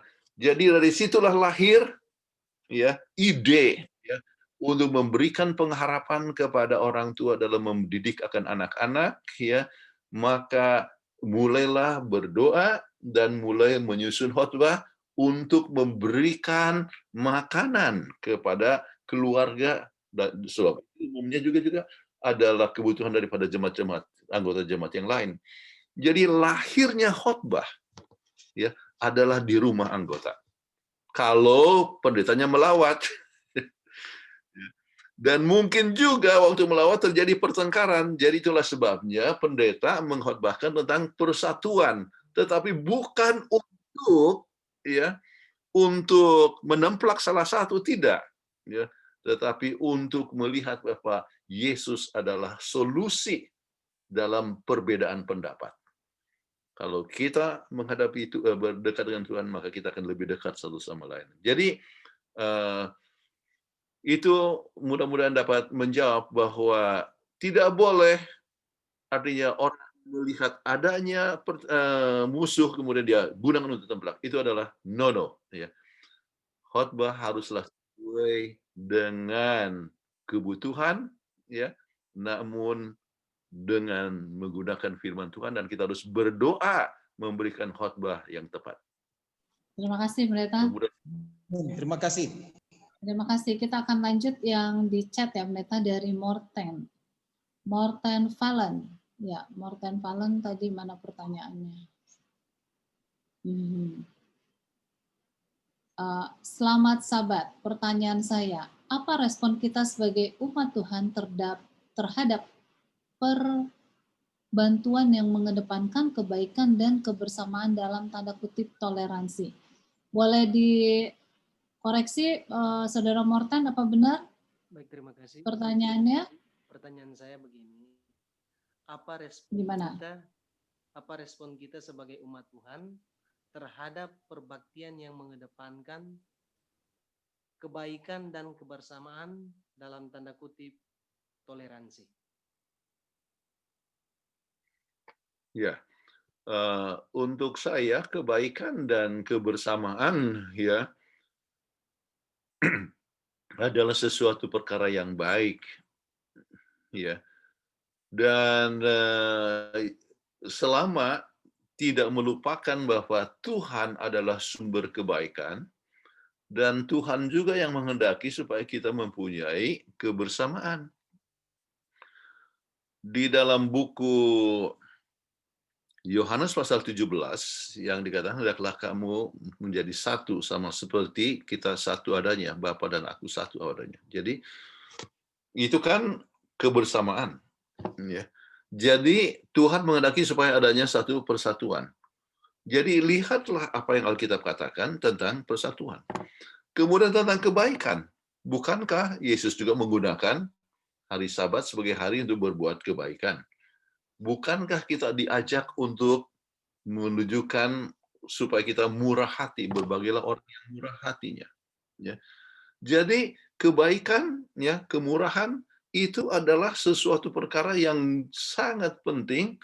Apakah itu mau toleransi atau tidak, ya? Apakah adanya unsur toleransi atau tidak? Tetap kekristenan mengajak supaya adanya kebersamaan dan kebaikan. Dan kita harus menunjukkan bahwa Tuhan adalah sumber daripada kebaikan dan Tuhan adalah yang mengajarkan kepada kita kepada kebersamaan. Namun, jangan lupa kebersamaan di dalam arti yang sesuai dengan Tuhan. Kalau seandainya ada satu hal yang melanggar hukum Tuhan, ya, kemudian kita coba untuk alasan kebersamaan, kemudian kita biarkan begitu saja, maka itu ada sesuatu perkara yang salah di situ. Ya. Jadi sementara kita melihat adanya suatu hal yang sangat penting dalam kebersamaan, namun bersama kebersamaan yang sesuai dengan hukum Tuhan. Oke. Jadi kalau tidak sesuai dengan kehendak Tuhan, maka ada satu hal yang harus kita koreksi. Oke. Baik, pendeta. Saya tidak tahu apakah itu menjawab pertanyaan. Ya. Ya. Silakan saja. Oke, terima kasih. Kita lanjut kepada Dr. Tambunan. Pertanyaannya adalah dalam Wahyu 14 ayat 12, ada tertulis, yang penting di sini ialah ketekunan orang-orang kudus. Apa maksudnya di sini ketekunan orang kudus? Siapa yang dimaksud dengan orang-orang kudus? Apakah benar, Dr. Tambunan, pertanyaannya? Iya, orang-orang kudus, ya kan dikasih tanda di situ, yang punya iman kepada Yesus dan menurut akan segala hukum Allah. Dan kenapa dikatakan perlu sabar, ya? Ya, ini disebut ketekunan. Kemudian di tempat yang lain adalah digunakan kesabaran, ya. Dalam bahasa Inggris, patience of the saint, ya, yaitu kesabaran. Kenapa? Sebab apa yang terjadi di dalam pasal sebelumnya kan pekabaran 3 malaikat. Kemudian kita dapatkan pada awalnya itu disebutkan ini bicara tentang 144.000. Oke. Nah, dan 144.000 itu akan mengalami berbagai macam aniaya. Mengapa mengalami banyak sekali aniaya? Oleh sebab itu mereka adalah yang bertahan dalam masa 7 bala akhir, ya, sesudah pintu kasihan tertutup, dan mereka itu adalah orang yang akan menjadi kambing hitam pada saat banyak bala akhir itu datang. Orang yang akan jadi kambing hitam mengalami banyak aniaya dan sebagainya. Jadi dikatakan biarlah tetap tekun, biarlah tetap sabar. Walaupun banyak tantangan, aniaya sekalipun tetap sabar. Siapa mereka? Yaitu yang mempunyai Yesus, ya, iman kepada Yesus, dan juga orang yang menurut segala hukum Allah. Ya. Jadi sabar. Nah, Apa kita termasuk orang yang mempunyai iman pada Yesus? Oh iya. Apa kita menurut hukum Allah? Ya. Ya, kalau kita menurut akan segala hukum Allah, maka kita termasuk dalam kelompok itu. Nah, sekarang pertanyaannya, apa kita sabar atau enggak? Kalau kita diejek, sabar atau tidak? Ya. Kalau kita digosipin, sabar atau tidak? Ya. Sebab setan kan gunakan gosip. Ya, setan itu menggunakan sebelum aniaya besar, mulai dengan gosip dulu, dibicarakan dulu, ya diejek dulu dan sebagainya. Maka kepada kita dikatakan sabar, sabar, tetap tekun, apapun yang terjadi, ya. Apakah aniaya dari dalam atau dari luar, tetap sabar, tekun. Ya. Mudah-mudahan sudah menolong pertanyaan. Oke? Terima kasih Pendeta. Kita lanjut kepada Bapak sebentar tadi. Nah, ini Saudara Del Kandowangko. Nah, ini. Selamat Sabat, saya ada pertanyaan mengenai penyembahan Sabat. Ujian terbesar saat Sandelo adalah ketika pertanyaan pilihan, Sabat atau Minggu dipertanyakan. Jika menjawab Sabat, tentunya pemeteraian atau penyelamatan berlaku saat itu. Jika Minggu tidak. Kenyataannya di luar agama Advent ada banyak pemelihara Sabat lainnya. Bisa jadi ada pemelihara Sabat yang setia di antara mereka. Pertanyaannya adalah, apakah ketika pertanyaan Sabat atau Minggu, lalu mereka menjawab Sabat dikategorikan akan dimeteraikan atau selamat, padahal mereka di luar umat yang disebut The Remnant? Apakah Saudara Del de Kandowangko ada di sini? Masih ada? Masih ada, Ibu. Masih ada. Masih ada. Silakan Pak Pendeta. Oke. Istilah remnant, ya, yaitu orang yang sisa, ya. Itu adalah umat Tuhan, ya. Bukan hanya di akhir zaman, ya. Istilah remnant itu biasa digunakan ya sejak dari zaman Perjanjian Lama. Ya. Ada dosen saya namanya Dr. Hassel, sudah meninggal. Dia tulis buku dan itu berdasarkan dia punya disertasi. Itu judulnya apa? The Remnant. Ya, Remnant, satu buku semuanya ya tentang The Remnant, tebal sekali. Ya. Jadi setiap masa ada apa yang disebut remnant. Ya. Jadi remnant adalah orang-orang yang misalnya orang-orang Israel banyak yang sudah menyembah Baal, tetapi ada remnant. Misalnya waktu Elia katakan hanya dia yang setia. Oh, ada 7.000 remnant. Ya, ada 7.000 orang yang masih setia kepada Tuhan. Itulah remnant. Begitu juga dari masa ke masa. Ya, di dalam masa aniaya dan sebagainya, di dalam masa kegelapan ada kelompok Waldenses dan Albigenses. Mereka adalah remnant yang tetap bertahan di dalam kebenaran. Kemudian sekarang ini, ya, sementara banyak orang yang mengadakan berbagai macam penyembahan yang lain, maka ada remnant. Demikian juga di dalam masa yang.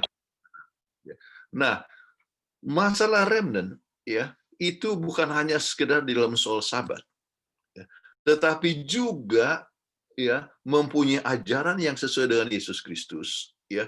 Kemudian termasuk juga akan ajaran-ajaran yang ada di dalam Alkitab, ya. Jadi kalau misalnya hanya berbakti soal Sabtu saja, itu apa namanya?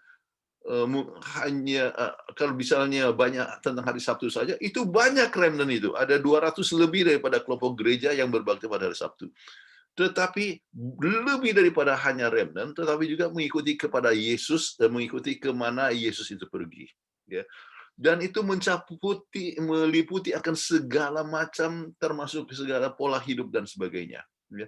Tetapi satu kabar baik kalau berbicara tentang gereja-gereja yang lain, pekabaran malaikat yang kedua itu, atau kita sebutkanlah pekabaran 3 malaikat, tetapi menekankan kembali tentang pekabaran yang kedua pada Wahyu pasal 18 ayat 1, ya, itu tentang terang yang menerangi dunia, dan pekabarannya ayat yang keempat dikatakan, keluarlah kamu dari Babel. Ya.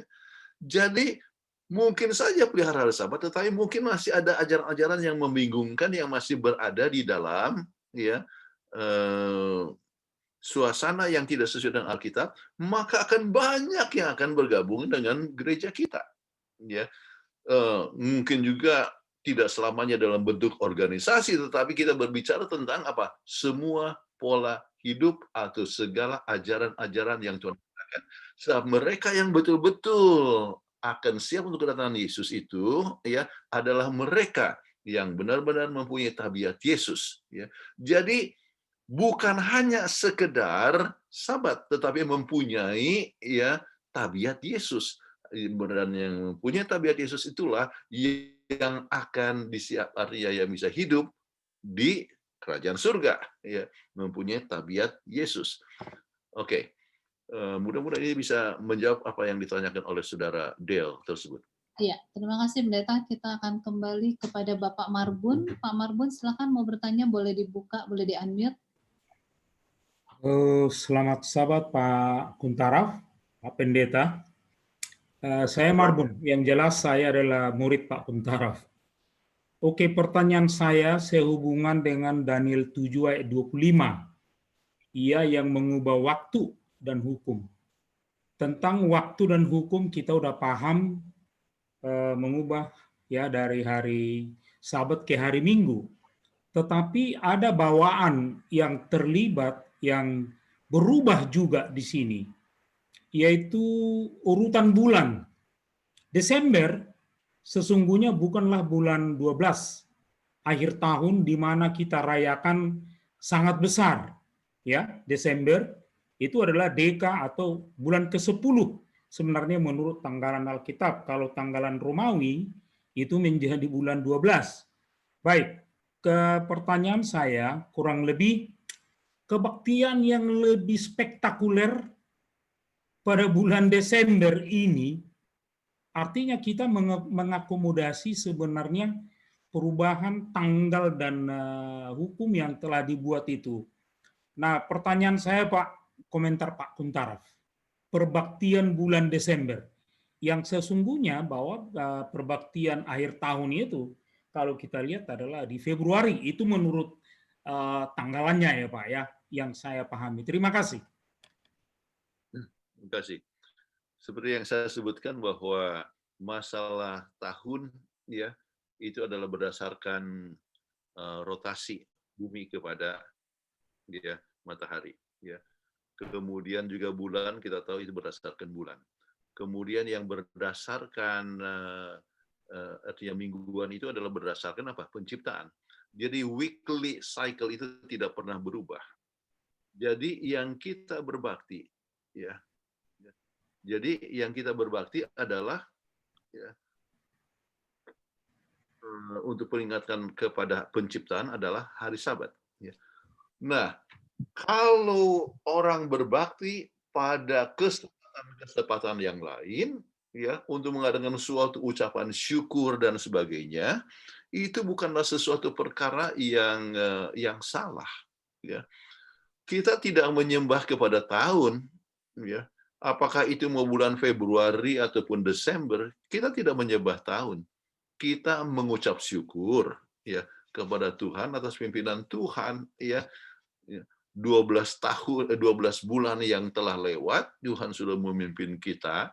Kemudian 12 bulan itu kita mau hitung dari Januari atau mulai akhirnya berakhir Desember atau akhirnya kita mulai dari Maret sehingga berakhir pada bulan Februari, tidak jadi masalah ya. Kita mengucap syukur untuk pimpinan Tuhan. Oke. Jadi sama seperti yang ditanyakan tadi oleh saudara Edward Thomas ya, apakah boleh mengadakan kebaktian pada Imlek? Nah, Imlek itu bulan Februari. Oke. Ya, jadi berdasarkan Spring Festival, mengucap syukur tidak pernah salah ya. Selama mengutamakan Tuhan, ya, menyembah Tuhan sebagai pencipta langit dan bumi, Dia adalah penebus kita, Dia pemelihara kita, Dia pelindung kita, Tuhan sudah pimpin kita selama ini, marilah kita bersyukur kepada kepada Tuhan, ya, tidak pernah salah. Ya.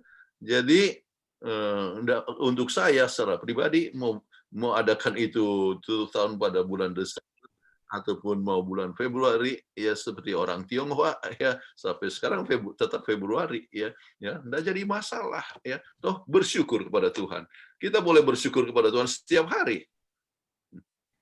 Oke, mudah-mudahan sudah menjawab. Baik, 5 menit lagi Ibu moderator. Ya, Pendeta, ini ada satu lagi di chat, namun saya ingin berikan kesempatan kepada mereka yang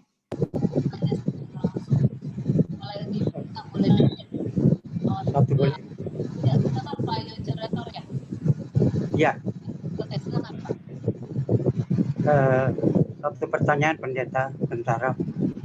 4 orang muda di Babylon yang ditawan itu, bagaimana bentuk penyembahan mereka kepada Tuhan sedang mereka berada dalam tawanan? Seperti sekarang mungkin kita sedang di rumah oleh karena aturan pemerintah. Tetapi bagi 4 orang muda itu dan yang lain-lain yang ditawan di Babylon, seperti apa penyembahan mereka kepada Tuhan? Sebelum Daniel pasal 3 yang akhirnya kita raja untuk menghormati mereka. Ya. Oke. Pertama, mereka selalu bersekutu dengan Tuhan. Sama seperti Daniel, ya, di dalam pasal yang ke-6, ya, menyebutkan bahwa Daniel selalu berdoa kepada Tuhan 3 kali sehari. Begitulah mereka selalu berdoa 3 hari sekali. Bersembah kepada Tuhan. Kemudian mereka selalu berbakti pada hari Sabat. Ya, artinya mereka berkumpul berdoa, mungkin tidak ada Ka'bah, tetapi mereka mereka bersekutu kepada Tuhan. Kalau saja dalam soal makanan mereka begitu setia, maka mereka apalagi di dalam soal hari Sabat. Ya. Jadi mereka tetap pelihara hari Sabat, ya, tidak tertulis, ya, namun secara implikasi, ya, yang tersirat, ya, oleh sebab mereka adalah orang-orang yang selalu setia dalam soal makanan. Kemudian bagaimana yang tertulis adalah bahwa Daniel berdoa 3 kali sehari kepada Tuhan setiap hari, dan itu kebiasaannya sejak dari masa mudanya waktu di Yerusalem atau sampai di Babilonia, sampai dia sudah berada di Pisah, ya.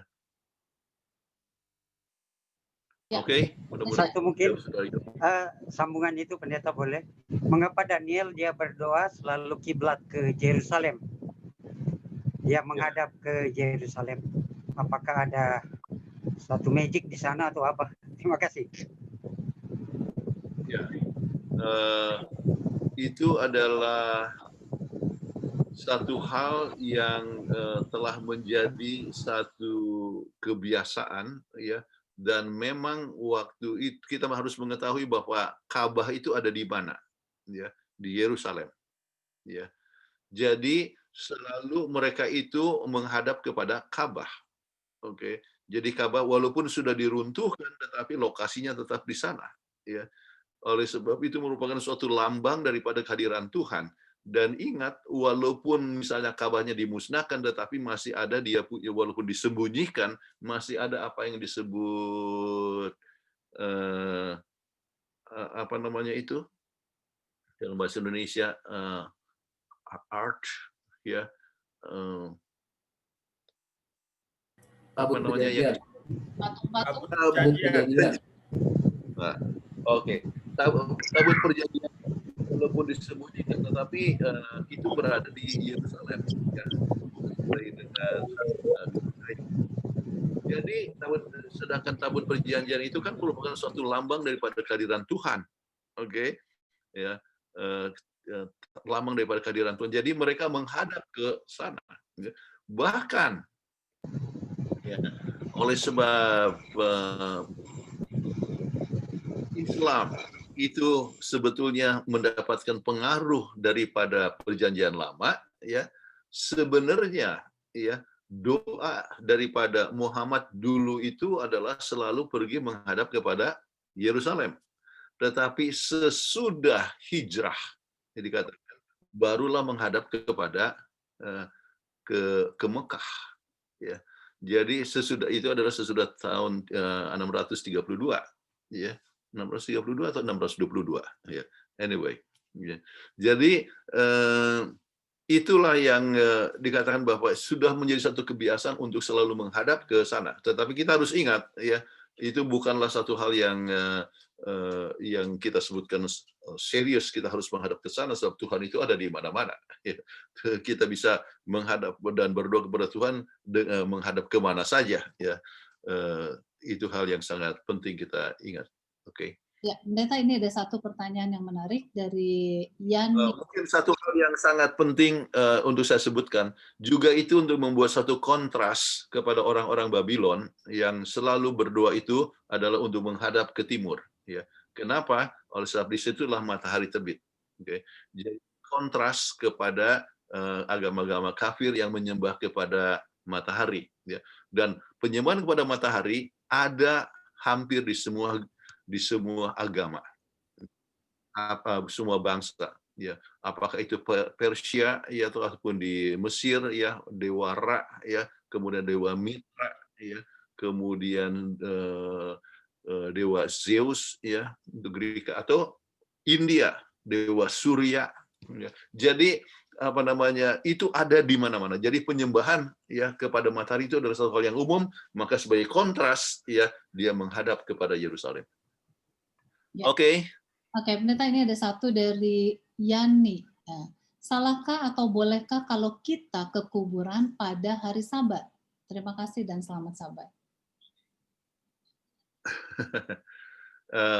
Hari Sabat itu bukanlah masalah antara boleh dan tidak boleh.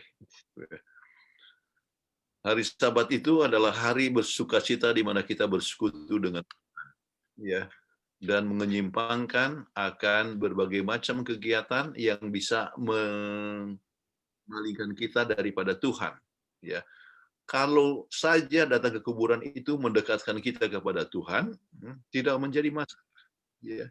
Satu waktu, oleh sebab kami sekarang tiba di North Carolina, dan satu waktu diundang khotbah pada hari Sabat ke gereja di Capital Chinese SDA Church, dan sesudah khotbah, kemudian makan, kemudian yang kami pergi ke kuburan Andrew. Ya. Dan kita lihat, artinya itulah waktu di mana kita rasakan dekatnya dengan Tuhan oleh sebab adanya pengharapan. Kita lihat kuburan ini, dan kuburan ini akan terbuka waktu Yesus datang. Ya. Jadi untuk saya, bukan masalah boleh atau tidak, apakah itu mendekatkan kita kepada Tuhan atau tidak. Kalau tidak mendekatkan kita kepada Tuhan, kita justru hanya untuk menangis-menangis, meraung-meraung, dan sebagainya. Ya, itu tidak bagus. Ya.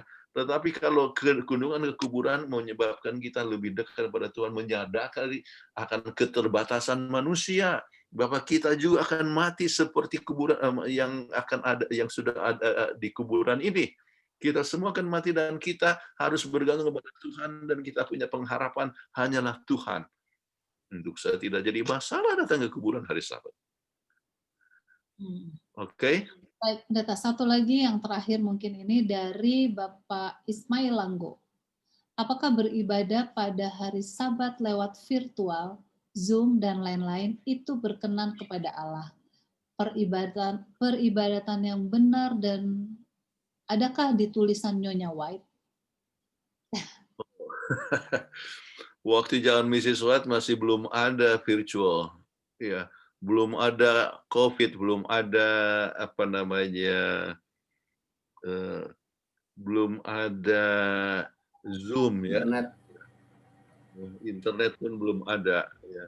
Tetapi apa yang Mrs. White katakan, ya, bahwa kita bisa berbakti di mana saja, ya. Kita bisa berbakti di gua, ya. Bahkan pada saat masa aniaya, umat Kristen akan berbakti di gua. Apakah kita di gua-gua ya, ataukah juga kita berada di dalam penjara, kita berada di mana saja, kita dapat ambil waktu itu untuk berbakti kepada Tuhan, dan itu adalah satu persekutuan dengan Tuhan. Jadi kalau seandainya kita rasakan persekutuan dengan Tuhan melalui virtual ya, dan juga persekutuan satu sama lain, sebab berbakti itu bukankah kita mengambil waktu untuk memuji Tuhan bersama-sama? Ya, kita boleh rasakan kehadiran Tuhan. Kita berdoa bersama-sama. Kita dengar doa itu, ya. Itu adalah berbakti kepada Tuhan.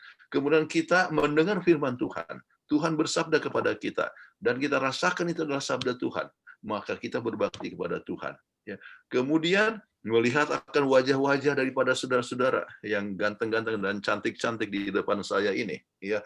Jadi, ya, kita mempunyai satu persekutuan ya, dari tua dan muda, yang rambut putih ataupun rambut hitam ya, kita sama-sama berbakti kepada Tuhan dan rasakan bahwa kita adalah orang yang punya iman yang sama dan punya pengharapan yang sama.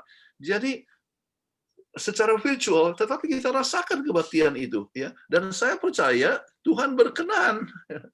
Tuhan berkenan ya. Kenapa? Sebab kita tidak boleh takbur, takbur ya, presumptuous, terjemahan daripada presumptuous itu adalah satu iman yang tanpa perhitungan kah, atau presumptuous ya, takbur. Contohnya ya, ada di kalau tidak salah di Indonesia juga ya, kita sambil contohlah di Florida ya. Kita percaya Tuhan lindungi kita, ya, tetap kebaktian pada hari Sabat, ya, bukan hari Sabat, hari Minggu, ya, tetap kita kalahkan penyakit itu. Tuhan itu lebih berkuasa daripada penyakit, ya. Khotbahnya itu benar, ya, tetapi tidak cocok kepada suasananya, sebab ternyata virus itu tidak kenal, ya, hari Minggu atau hari Sabat, dia tetap kerja saja, ya. Jadi apa yang terjadi? Pendetanya dapatkan COVID, anggotanya dapatkan COVID, ya, puluhan orang yang meninggal. Okay? Saya dengar ada terjadi juga di Bandung demikian. Okay? Jadi kita tidak boleh takbur, itu presumptuous. Ya. Sama seperti Yesus sendiri kan pada saat disuruh loncat dari mana itu? Dari Bait Kudus, ya, dari Ka'bah, ya, loncat. Kan Tuhan akan terima di bawah, ya. Artinya malaikat Tuhan akan menambung kamu. Tetapi apa yang dikatakan? Janganlah menguji Tuhan Allah. Ya. Jadi tidak boleh kita, yang boleh kita uji adalah soal purpose Tuhan. Boleh itu. Tertulislah, ujilah kehendakku. Tetapi kalau soal yang lain, ya, dikatakan, ya, enggak apa-apalah, ya. Ya, malam-malam keluar Tuhan akan lindungi, ya. Padahal itu adalah tempat yang tidak aman misalnya. Jadi kita harus menghindarkan presumptuous, oke? Jadi berbakti dengan virtual, ya, tetap kita dengar firman Tuhan, tetap bisa berdoa, memuji Tuhan, persembahan, ya, tinggal transfer saja, ya. Kita bisa tetap memberikan persembahan, ya. Oke. Dan akun taraf untuk pembahasan pada malam hari ini. Dan sekedar pengumuman kepada Bapak Ibu partisipan yang bergabung pada malam hari ini yang menginginkan mendapatkan materi pembahasan pada malam hari ini yang dibawakan oleh Pendeta Kuntaraf, kami akan share di WhatsApp grup PGSSI dan juga Telegram grup PGSSI. Jadi malam ini juga akan saya share di grup. Bagi mereka yang belum bergabung di grup PGSSI, boleh copy paste link yang dikirimkan oleh saudara Joy Sitompul, ada di chat yang dibagikan oleh saudara Joy Sitompul, ya. Kemudian saya ingin mengucapkan terima kasih kepada Bapak Saronadi Butar-Butar yang telah melayangkan, kemudian Ibu Yola Butar-Butar yang telah membacakan Alkitab, dan saudara Serwin Luminta-Intang yang telah membacakan Alkitab juga. Dan sebentar doa tutup akan dilayangkan oleh Pendeta Del Sopotan, dan juga terima kasih kepada semua yang sudah menolong menjadi co-host, Kristi, Ronald, ada Nofri, Joy, Irma, ya. Terima kasih untuk bantuannya pada malam hari ini. Dan kita akan ketemu lagi pada Sabat depan dengan Zoom ID yang sama, juga passcode yang sama, hari yang sama, Jumat malam di Indonesia pada jam 7 malam. Jadi pastikan kita semua yang ada sekarang akan kembali bergabung Sabat depan untuk pembahasan pelajaran yang ke-8. Terima kasih untuk partisipasinya dan kita akan tutup ibadah kita pada malam hari ini dengan doa tutup yang akan dilayankan oleh Pendeta Del Sampotan. Adakah Pendeta Del? Baik, mari kita berdoa.